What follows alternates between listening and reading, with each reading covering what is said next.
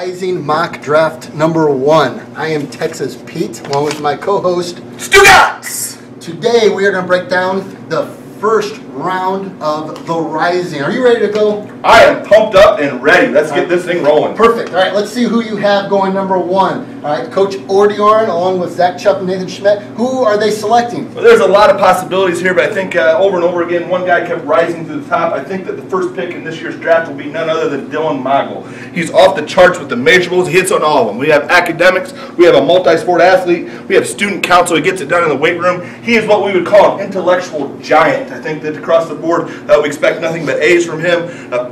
Program player, prototypical selection for number 1. Yep, high ceiling, Dylan Mogul, number 1, great selection.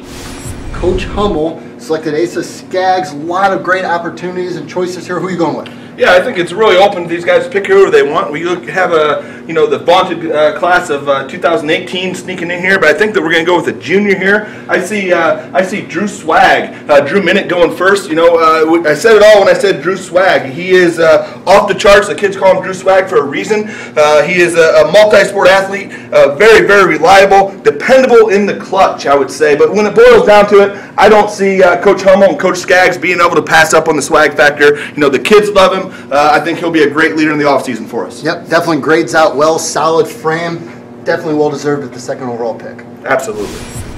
Coach Will may took a little bit of a gamble with Braxton Linville, but that who's who he wanted. Does he take another gamble here at 3? Who's he going with? Well, I think this is where we start to see that class of 2018 sneak in here. There's a lot of people to go with, but I think that Braxton Linville and Coach Will have a hard time passing up on a Caleb Young selection here. Whoa, I got to stop you here. I think you're rolling the dice again a little bit. Without a doubt, great athlete, without a doubt, a great football player, great golfer, great basketball. Kid's got a lot going on right now. I think that you said it all right there. He's a 3-sport athlete.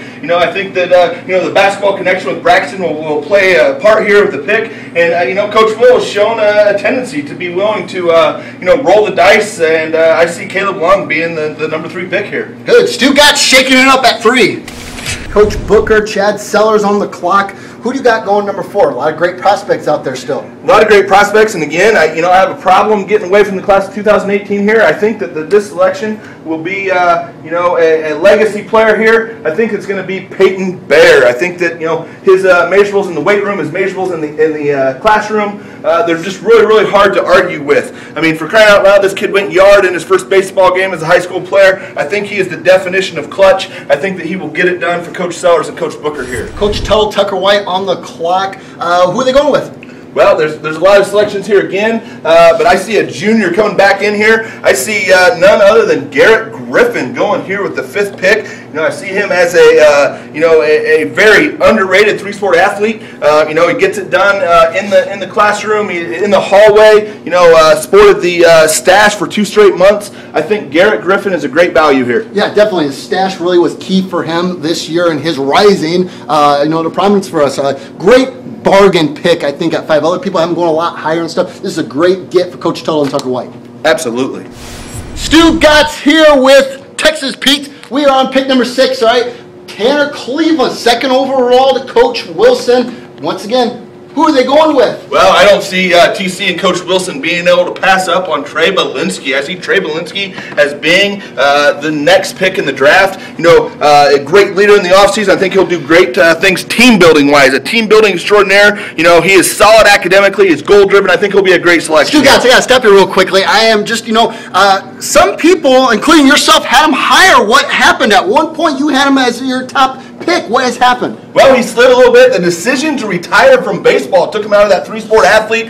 His concentration on basketball took some points away. But I think, he's still a leader in the offseason on the team. I think he will do great things, great productivity for Coach Cleveland and Coach Wilson.